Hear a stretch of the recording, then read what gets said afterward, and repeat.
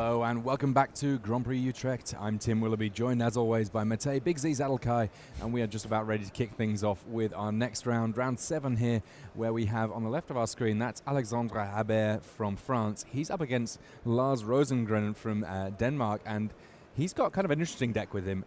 Abzan Stockpile. Now, the Abzan bit I understand. Tell me about the stockpile. I think it's talking about hidden stockpile. Yeah, as we get the overlay fixed, because those are not the players we're watching. So, yeah, hidden stockpile is the new enchantment from Ether Revolt, which is white-black and has Revolt trigger that whenever you trigger Revolt in your turn, you get a 1/1 servo at the end, and also one sacrifice you can scry. But honestly, I really don't know what that will lead to, so I'm actually looking forward to this.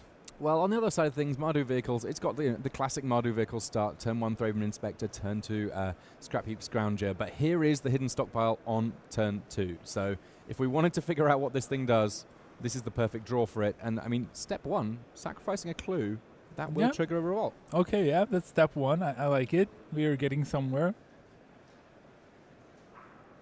But I just want to see where it leads, because I was told, Tim, I don't know if you know this, but standard is boring. Mm-hmm. So I'm looking forward to what kind of boring stuff this cool Abzan stockpile list is going to do. Because it looks, by seeing that card, I just think it's going to be awesome. I think I see a Catacomb Sifter in his hand, and I already like where this is heading. I mean, he's 6-0 as well, you know. Yeah, exactly. It's not a coincidence. Point, I mean, he's not a player that was on the 3-buy list. He's won at least 4 rounds with this deck.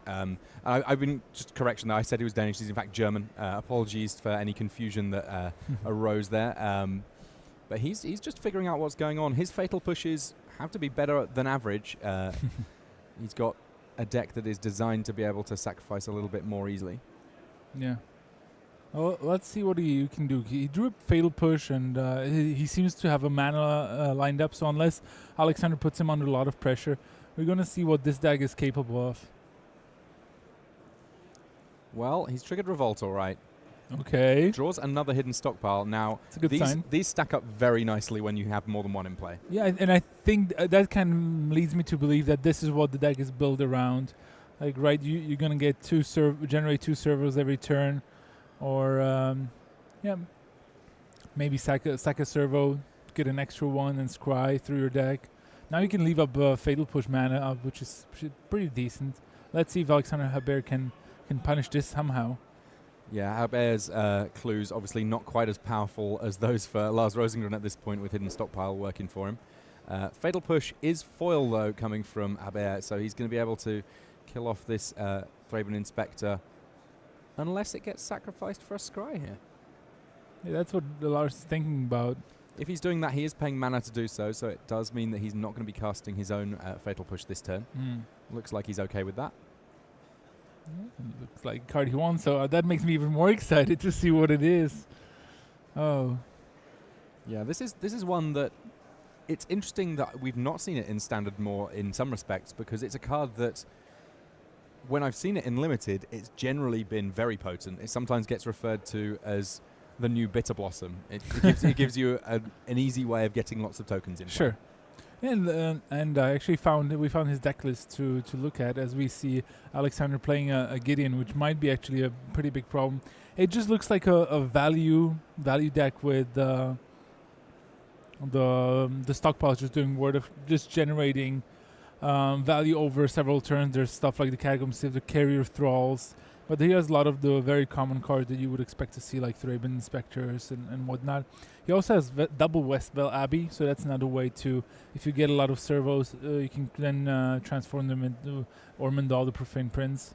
Ormondal will close out games faster than pretty much anything. Yeah. He also has some Fumigate in his main deck, so he definitely doesn't mind getting rid of some of his own creatures to get some value. You see Evolving Wilds and a Hidden Stockpile. Hidden Stockpile first, then Evolving Wilds, and creating 2 servos, creating chump blockers along the way, but Gideon's going to make that a little more difficult. You see Abert there with his little wolf buddy watching. I have no idea what that is. No. It could be Husky. Could be Husky. Husky? Yeah, I can get behind a Husky. I'll definitely ask him what it's supposed to reference. But at one point or another, his board looking like a fairly classic Mardu Vehicles board at this point. He would obviously love to find a Heart of Kiran, because as much as there might be lots of servos coming along, flying a pretty valuable asset. Here, though, he decides to deploy Gideon for an emblem, and that suggests to me that we might be seeing another Gideon coming along fairly soon. Yeah, with so many cards in Haber's hand, I'd be very surprised if that wasn't the case. It's Lars Rosengren as he's readying up a fatal push there. That'll do the trick. Yeah, and a chump block. Hey, Yeah, it's going to be difficult to get through for a lot of damage on the ground if there's just a constant stream of servos coming along. Yeah, but still, on the other hand, Alexander Haber is doing a good job of generating creatures of his own. Now, every turn will yield him a 3/3. Yeah, this is Needle Spires, another good card, even better with the Gideon emblem. More fatal pushes for Lars Rosengren. He does have a Thraben Inspector, a Catacomb Sifter. Like, he can put up a decent-ish board. Well, there's the Raven Inspector. More sacrifice fodder incoming. And Catacomb Sifter, it's funny to me that Catacomb Sifter kind of dropped off the map. Yeah, completely. With the release of Kaladesh. I mean, we saw it in Eric Froehlich's green-black deck at that Pro Tour Kaladesh. But subsequent to that, it really hasn't seen a great deal of play, which is crazy when you consider how ubiquitous it felt in Standard just a few months prior to Kaladesh coming out. Yeah, but remember, we talked about this earlier in the day, but there's so many good black-green cards. Winding Constrictor, Grim Flare. There's definitely a lot of competition, and yeah, sometimes 3 can feel kind of expensive. Sacrificing an Eldrazi Scion there relatively quickly.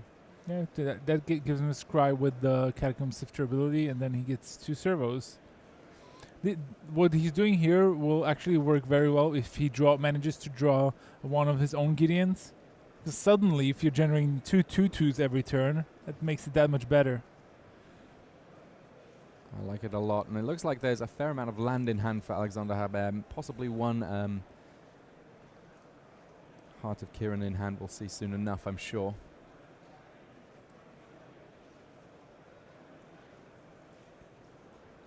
The ground, though, a difficult place to fight when your opponent's getting 2 creatures every turn.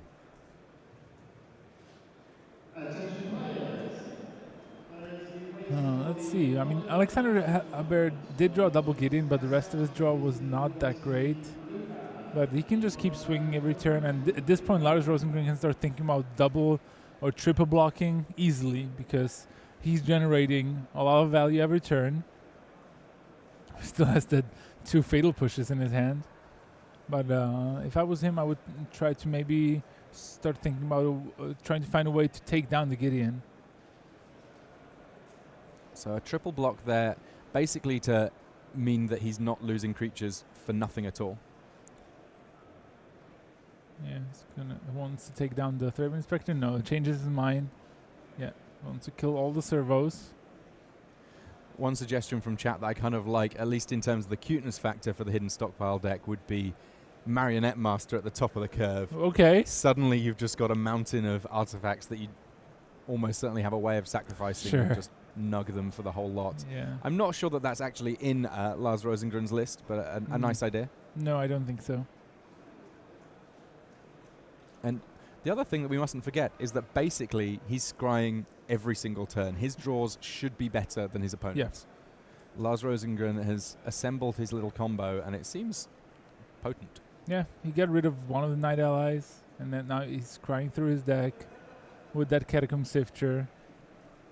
Yeah, the Catacomb Sifter, important because your creatures generating you scries whenever they die, a bit more efficient than having to pay 1 and sacrifice things to get the same impact. Definitely. And there's a Heart of Kiran for Alexander Haber, who's out of cards now, so let's see if Lars Rosengren has saved up enough gas to keep going. There's another land there. Well, we know he's got Fatal Push, so the first Heart of Kiran... And a clue. Not too shabby. I'm pretty sure he's going to sack the clue so that he can get some servos for free. Draws the planes here. Yeah. A little awkward. Yeah, he's going to have to fight the long game because he's going to get somewhere with the hidden stockpile and the Catacomb Sifter, but just because he's going to scry through his deck a lot and he has the Fatal Pusher, so he can keep holding on for a couple of turns. Problem is that Gideon is running away with the game a little bit, because creating 3/3s every turn is going to mean that Lars will not have enough to just keep that in check, even with those Fatal Pushes. So he better like find a Gideon of his own or something. Well, he's digging through his deck faster than True. anyone else with all of those extra scries. For those of you wondering in the chat or in watching that later on video, if you're looking for deck lists from this GP, and we have seen quite a lot of standard decks that I certainly am looking to get the deck lists of, we will have deck lists up, but we're not going to put them up on day one while we've still got players playing in the tournament. That we don't really think that's fair to someone that spent all of that time and effort innovating.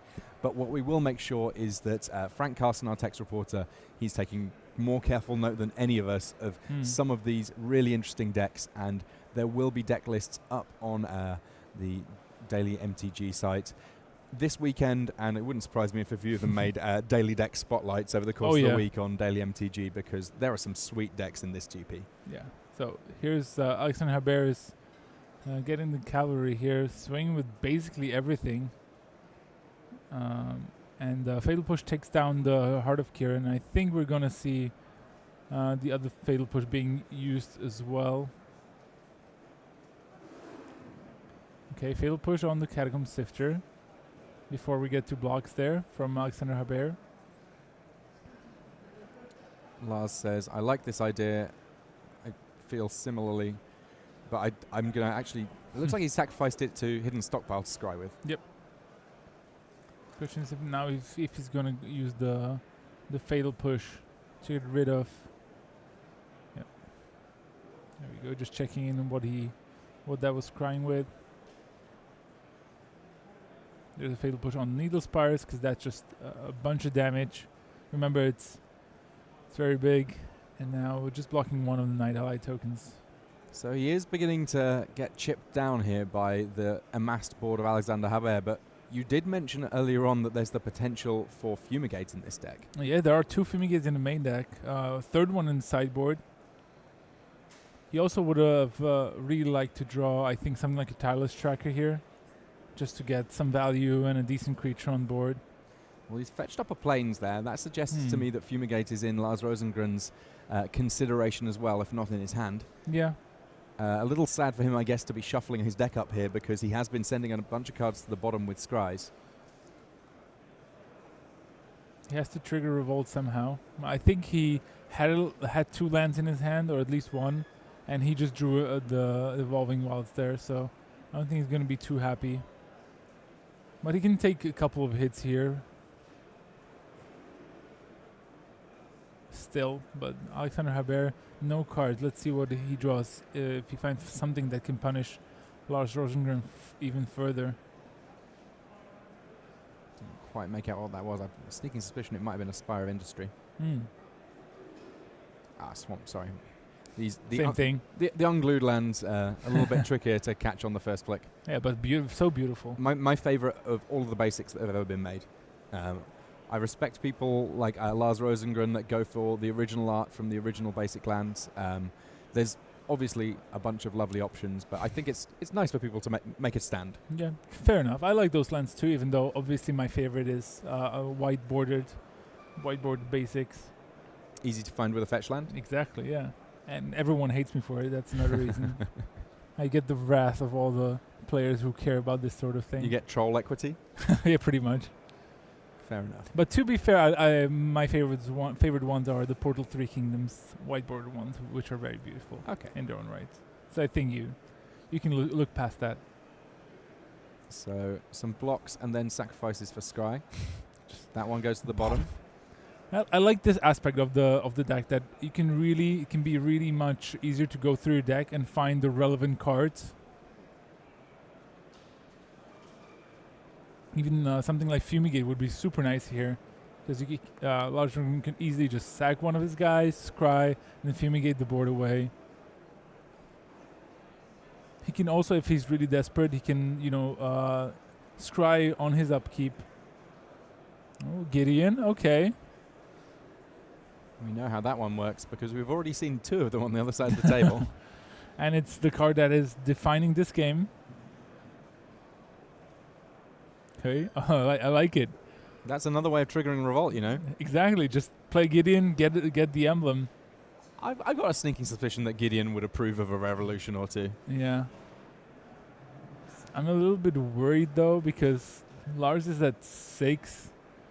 I mean, his board is growing, but I don't think it's growing fast enough. I mean, what happens if Gideon simply animates here and attacks? Yeah, that is a problem. That means that Lars will not have any profitable blockers because if Lars just decides to have another knight ally, then I think Lars could at least double block one knight and then chump block 2, take 5, go to 1. Well, I mean, Alexandra has an overlap of 2 creatures, right? Yeah. So if those 2 creatures were... he would end up going to 1. Yeah, exactly.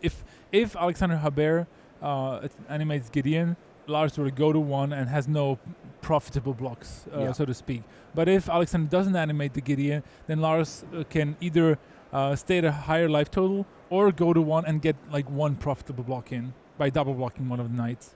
But it doesn't really get him that much anyway, yeah. And so Alexander Haber is going for that play, and that's very easy to block here. Yeah. Forward. Lo and behold, servos versus knights. Not the dual deck that we're looking for. All right, scry once, scry second time. Digging for Fumigate here. Okay, third hidden stockpile is not what he needs. Once, twice, 3 scries a lady.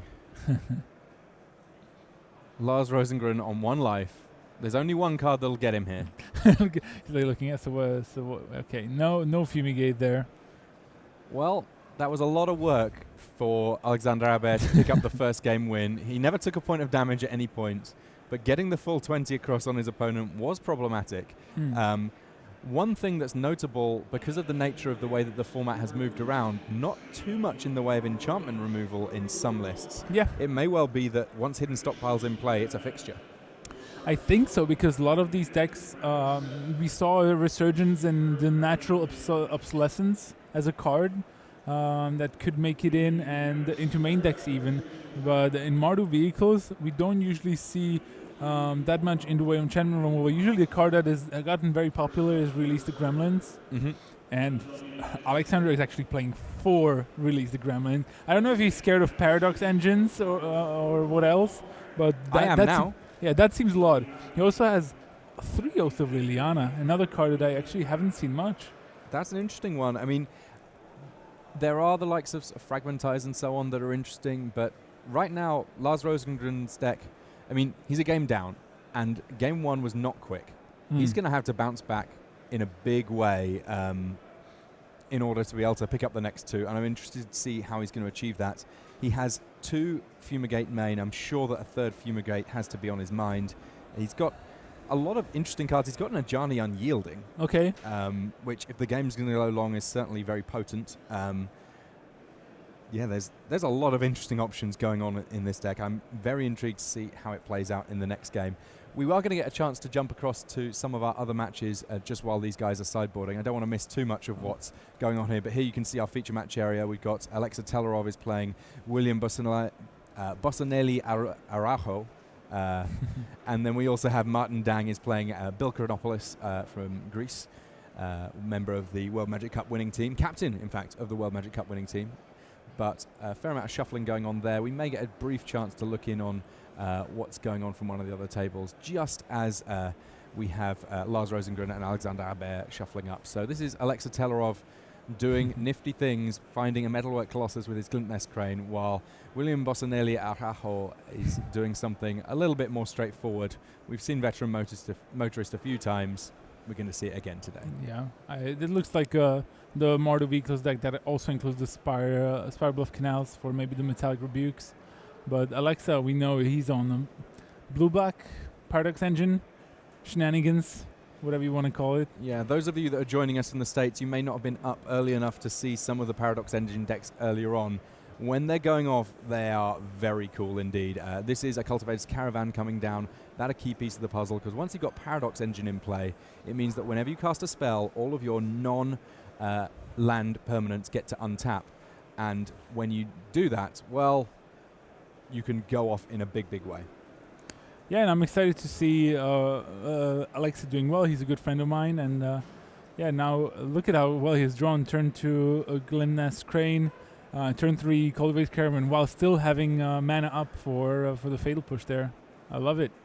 And look, what does he have in his hand there? Okay, Hedron Archive, and while still keeping a Metallic Rebuke. That's exciting.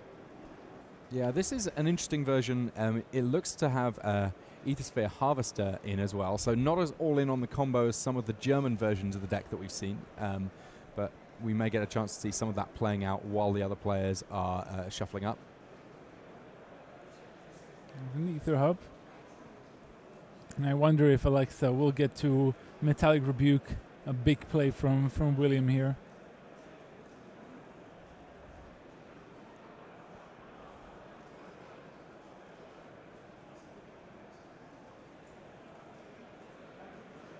So plenty of options here for Arahoy. He's just looking at Athalia at the front of his hand. Looks like he's going to start off with Veteran Motorist. And maybe a Thraben Inspector as well. Okay, we have heard that the first match is just kicking off. We are going to jump across back to that one because I still want to see more of this Hidden Stockpile deck in action. It feels like it has a lot of potential. That potential is going to get realized again, because again we have a turn 2 stockpile, this time with a Renegade map on turn 1, which means it's immediately getting activated. We're going to get servo tokens early and often. Yeah, he also has a Carrier Thrall that he has in his hand. 2 mana, 2/1, that when you sack it, you get a 1/1 Eldrazi Scion token. I like it. I like it a lot. Yeah, ramps you, scries you. Sam Black has come out and said that he believes that sacrifice is one of the most powerful keywords in Magic, because almost inevitably, if you have ways of profiting off it, you get a lot for what you're putting in.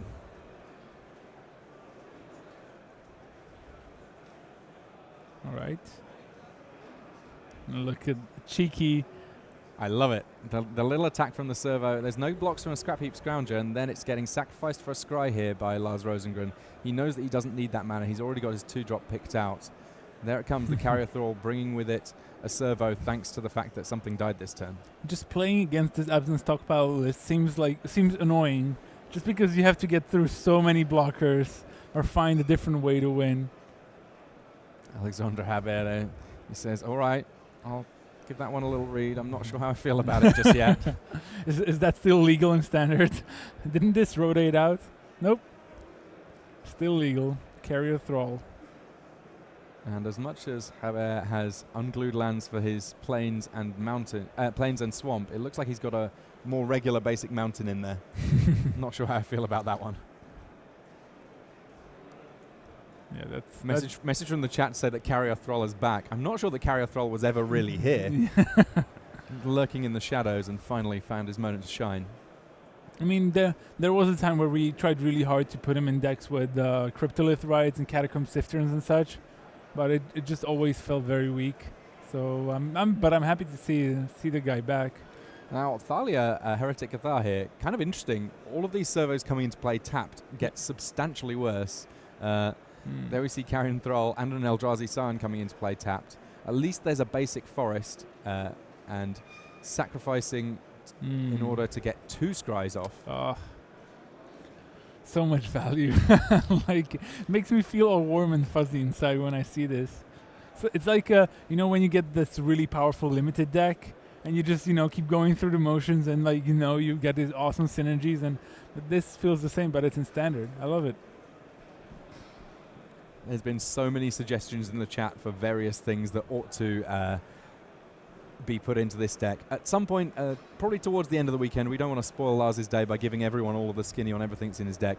The list will be up. Feel free to have a play with it. This one looks like it's not one for a slow player anyway, because there's a lot of things going on, but powerful. Definitely, and I want to see Lars actually start going through the motions with Tireless Tracker and getting those clues, because that seems like a very good engine. Instead of sacrificing creatures on your board to get the revolt trigger, just getting Tireless Tracker, land, sack a clue, get something. Sounds like what he wants to be doing. Yeah, sacking clues to find lands, to hit land drops, to make clues, but all the while also scrying and making 1/1s. Yeah. Well, making 1/1s and scrying here and there. Oath of Chandra coming in from the sideboard of Alexander. He's actually, his deck list, we call it Mardu Vehicles. Of course, it includes all the creatures you would expect.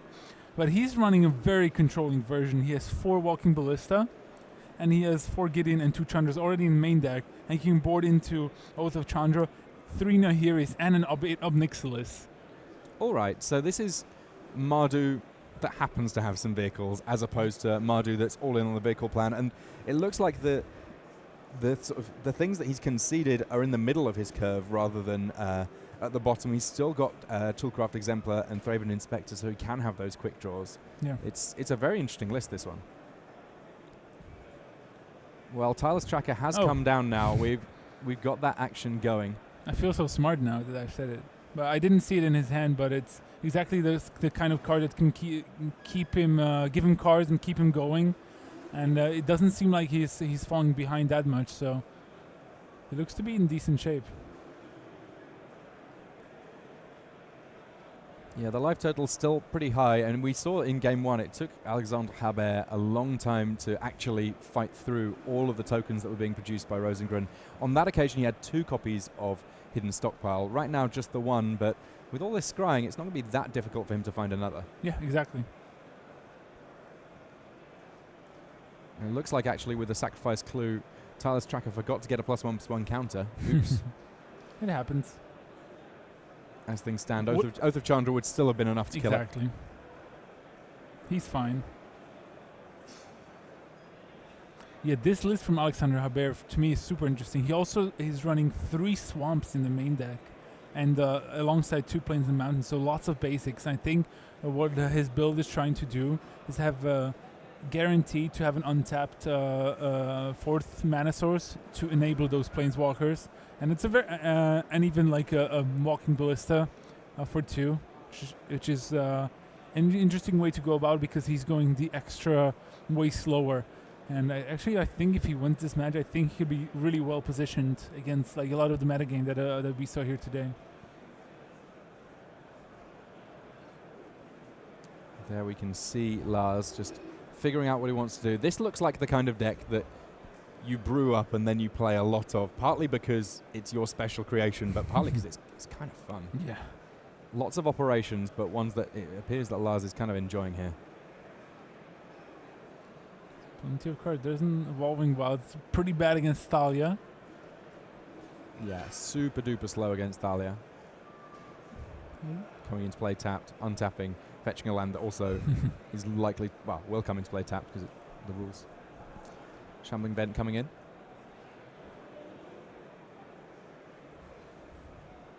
Hidden Stockpile just chilling out there, threatening to do so much for Lars Rosengren.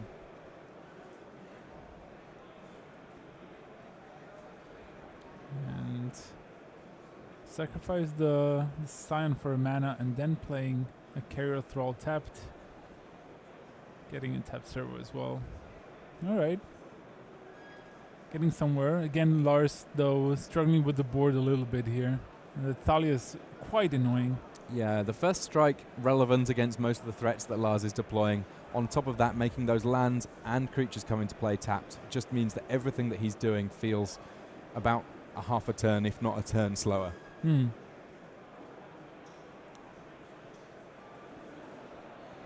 And I can see actually why Lars's deck would be like pretty well positioned. Look at this situation. Suddenly, Alexander Habert didn't have any additional pressure, couldn't really attack effectively, and like just Lars is gonna extend his board advantage even further. He has that Shambling Vent, of course, but he can keep scrying, can keep finding good cards, and he has a lot of good cards in his deck. We saw like the trackers. He also could already come closer to transforming his Westfall Abbey if he ever draws one. And Now, what happened Habert here? has just drawn a walking ballista. Okay. This is a way that he can redress the balance a little bit on this board with one card. He can cast a walking ballista for 6 mana, 3+1/+1 counters, and then shoot down a whole bunch of the creatures that Rosengren has, and potentially actually get something going. Oh, but it looks like Rosengren found a card that he liked. Scry to the top. I mean, any kind of removal for Thalia would be a great start for him. Yeah. A second hidden stockpile, also none too shabby. Bear is, he's going to fire that off. He's not going to wait. I think I see a natural obsolescence in Lars' hand, though.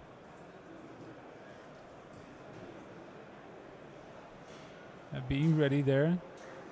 It is going to decimate his board now, especially because he decided to keep on top, so he can't really take advantage of scrying a lot. Yeah, so it's going to ping down the Carrot Thrall, ping down the Scion. Yeah, it's like, yeah, I know. I already know what's on top. Yeah, does need to scry again.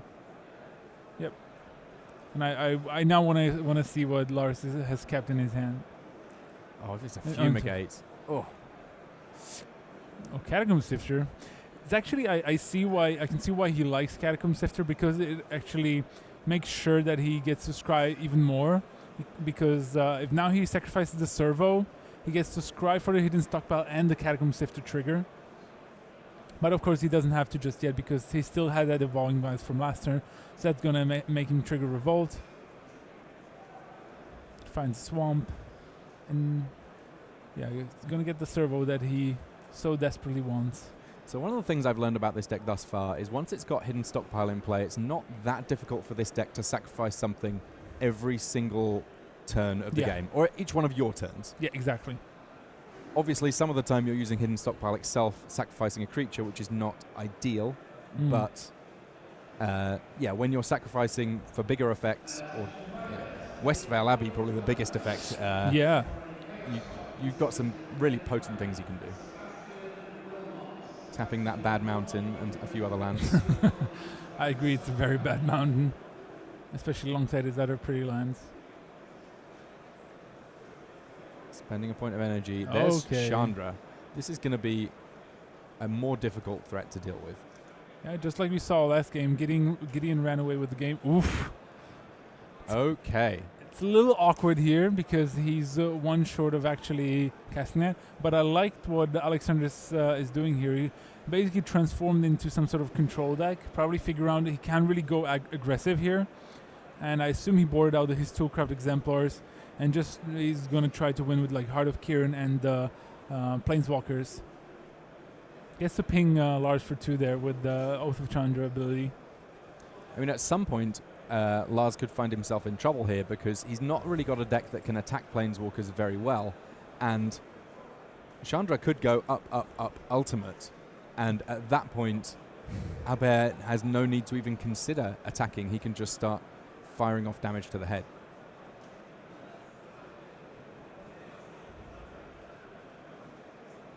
Okay, so there we had some upkeep scries there by sacking one of the servos. Okay, now Tireless Tracker. We like that one. Okay. There's a tapped Evolving Wilds. Gets us a clue. Sacrifice the clue. That'll be enough for Hidden Stockpile to continue to trigger. And we're going to see, okay, Threatening Spectre, another clue. Again, he's forgetting to put counters on Tireless Tracker. Yeah. It's almost as if he's decided that his deck is not about attacking. Yeah, I don't want to attack you. I just want to create some clues. And he got another clue from the Threatening Spectre. These players, each on 6-0s, they're both already in day 2. 6 and 3 is a good enough record to make it into day 2, but really you want to be picking up that 7th win, that 8th win on day 1, because that's what puts you in prime position to be thinking about top 8 on Sunday.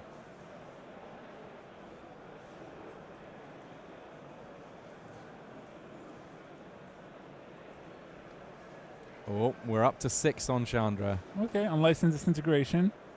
Well, there are some targets. Probably Catacomb Sifter and Tireless Tracker are the two biggest threats on the board. Even though we know that Tyler Strack is going to stay a 3-2 forever, it probably. Not anymore. It dreams of staying a 3-2. At least there's a way of scrying off it when it hits the bin. At least you can scry.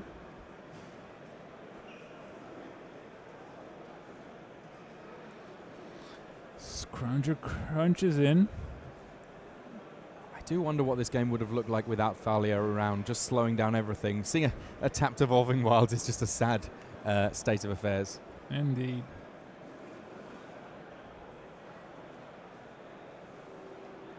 Yeah, Alexander is trying to figure out if he has enough blockers to protect his Chandra. Okay, Nahiri as well. The deck is called Mardu Vehicles, but as we talked about, he has a much more controlling version, plays a lot more Planeswalkers main deck, and has a bunch more after sideboard. And remember, Nahiri can exile enchantments. Yeah, so with all that we've been talking about vehicles, this deck is basically just walking. Yeah. We got there, we did it. We did it, Reddit. Discards the secondary Thalia, and even finds another Thraben Inspector to play. Right. All right, Lars, what have you got? You kept on top. Better be a good one. He has a look. I already know what this card is. Yeah. Isn't it nice, like the reassuring feeling that you know what you're going to draw every turn? It's a Fatal Push. Okay. No, that's neat. Can easily trigger Revolt, kill Thalia. I like drawing cards with a clue here. Same. Renegade map, meh. It's alright, I guess. Continues having things to sacrifice each and every turn. Finally, Thalia off the board. Yeah, but at this point, there are two different Planeswalkers with 6 loyalty in play. Yeah, but he's running a little low on life.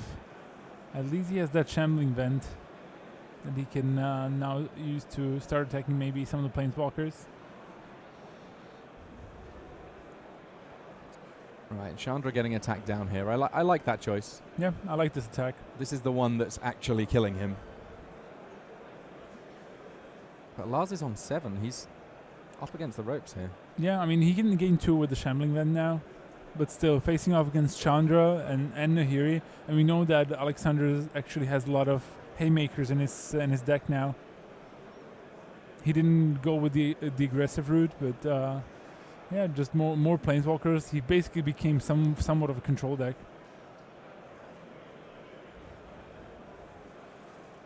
Is this the first damage?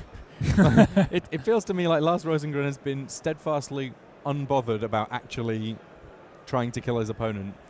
He has been having a whale of a time. Let's be in no doubt about that. But I'm looking forward to seeing him going for the kill a little bit somewhere. Yeah, I assume he's just trying to frustrate his opponents to death.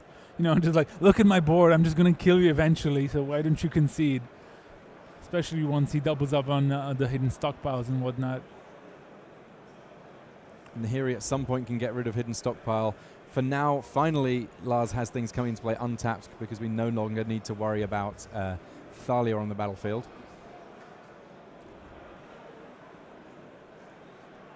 It looks like Alexandra Habert is just saying, I'm really not bothered about hidden stockpile because I have all of these Planeswalkers doing great things and you're not really killing me. Yeah. Okay. Walking Ballista. Okay. For 5. This is the biggest Walking Ballista that we've seen in a non-combo deck. Earlier on, go back through the archive, there was a 1919 Walking Ballista that did all the damage in one go. It was pretty epic. Yeah, so big Walking Ballista is going to take down the board. So you might be wondering, like, how is Lars Rosengren 6-0? Because at most he had 2 buys, so he 4-0'd in the GP so far. And how does the deck works? Well, if you look at the deck list, it's basically, I would call it like an absent tokens list. Mm-hmm. And he just has a lot of ways to get value from the hidden stockpile and generating tokens every turn and scrying to the relevant card. So one of his ideal draws would be something like a Thraben Spectre, a Hidden Stockpile. Then he has like a Catacomb Sifter, and his board is just going wider and wider. And combine it with his 4 Gideons, with an emblem, or just just by clogging up the board with 2/2s and 1/1s and whatnot. Ooh. Speaking of clogging up the board, he also has Fumigate because it is much easier for him to recover from a Fumigate because he has all those random creatures. So now he gets to rebuild the board again after gaining a bunch of life here. The challenge for him is, even though he's on 11, even though he's got rid of all the creatures, there are still these 2 Planeswalkers who can just make sure that while Alexandre Habert is living off the top of his deck, it's not just that clue that he's got to rely on. He's got a few more tricks up his sleeve. Exactly. And it just includes a lot of cards that are powerful in their own. Tireless Trackers, 4 of them. 4 Gideons, some Fumigates. I like Catacomb Sifter. I guess we both do. It's been doing really good work for him. Now he gets to reset the board, but I think he might be just too much on the backswing of the Planeswalkers there. And yeah, it's time to get rid of the stockpile. Yeah, now that there's not much going on, exiling that enchantment means that there's almost nothing going on for Lars Rosengren. Yeah. Plus the Chandra, take 2. Crack a clue potentially. And a Gideon. There you go. Super Friends. And Oath of Chandra will trigger at the end of turn now. Yeah. Hit Lars for 2 more. And this is the thing. If Alexander Habert played a traditional Mardu deck list, I think Lars would have been fine. But there's just so many Planeswalkers coming through for Alexander that it's just really hard for Lars to establish a board. Yeah, this more reminiscent of the Mardu decks prior to Kaladesh coming out that were all about controlling the board with a ton of really efficiently put together removal. Yeah. Lars Rosengren there, thinning his deck, fetching another land. No revolt triggers to be seen anymore, though.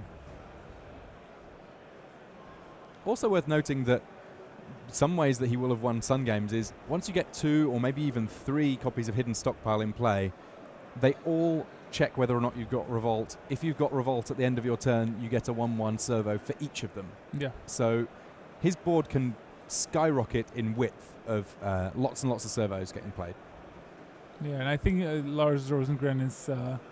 I think the game is about over now because Lars just drew another natural obsolescence. And while he can get rid of the Scrounger, look at the advantage that the Planeswalkers have given Alexander over the course of many, many turns. Yeah, Alexandre gets to say, I don't like this land, I'm going to try again on my draw step. Yeah, finds a fatal push. Yeah, nice way to get rid of the Shambling Vend. Just fires it off at the servo, why not? Yeah. I mean, he just wants to attack for lethal hit this turn. But now the obsolescence on the Scrappy Scrounger. But he's still taking 5 here, going down to 4. And Chandra and her other friends can still keep going. Yeah, I think he should have first Chandra to see if he doesn't find maybe an unlicensed disintegration, but I don't think it matters in the end. Yeah, just lands. There we go. And there's the handshake. 7-0 for Alexandre Habert.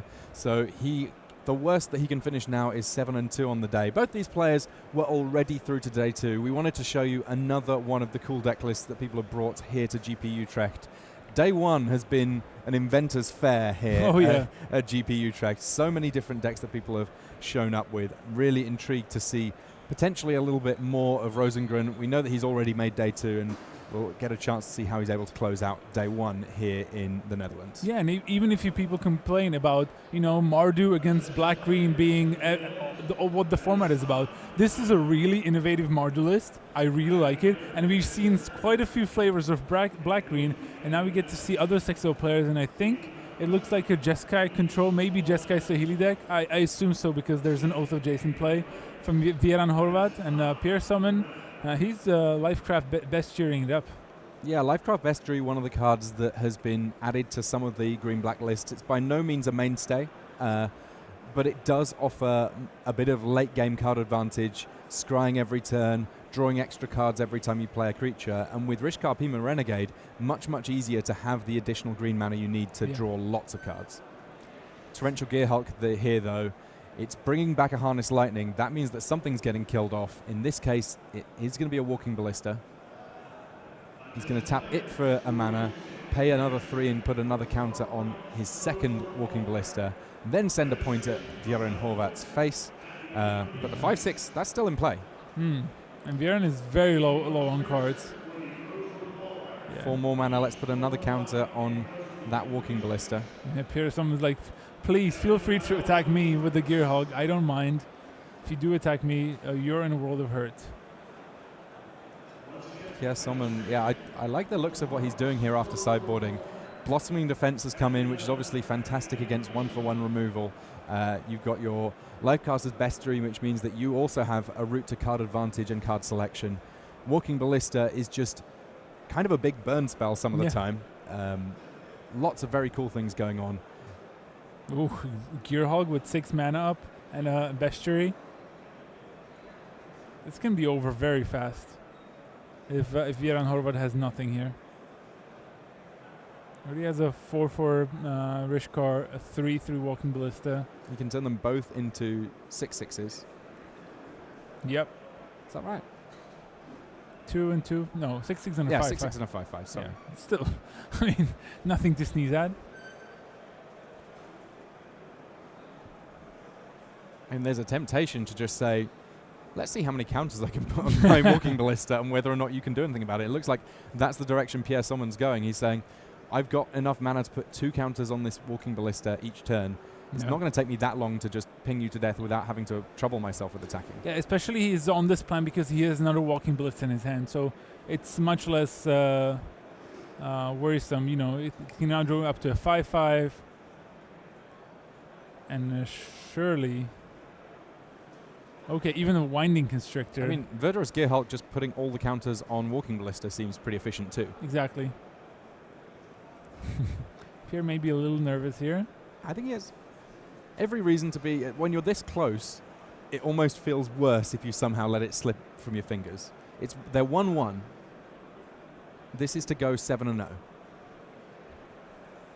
Yeah, so Winding Constrictor pays a green to draw a card with the Bestiary.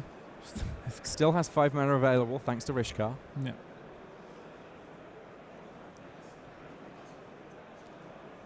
Now, if he does tap out for Verdurous Gearhulk here, it does open a small window for Horvat to do something. And it looks like instead someone decides to play a second Walking Ballista. Yeah, because that would be a Walking Ballista for 4 mana, which means 2 counters. But with the Winding Constrictor, it's actually 3. So now he has exactly lethal just with the Walking Ballistas. So Björn Horvat in check right now. Yeah, pretty much. Lethal very clearly on the board. There's still things that could potentially end this game. Disallow, for example, countering just any one of the activations of either of these Walking Ballistas. But I would imagine Björn would have already played it on the Walking Ballista that was played just now, for example. I would imagine so too, yeah. It's not looking good for Horvat. I think we're both pretty clear on that much. So he still gets to resolve the Bestiary trigger by tapping the Walking Ballista for a green mana. Passes things back. But now he doesn't really have anything to do with the 8 damage presented by all those cards. And yeah, looks like that's it for the feature match area. Yeah, that enough to close things out for this round. We have a set of commercials for you. We're going to show you them, and then Rich will be back to bring you a little bit more magic as we square things up, getting ready for round 8 here at GP Utrecht.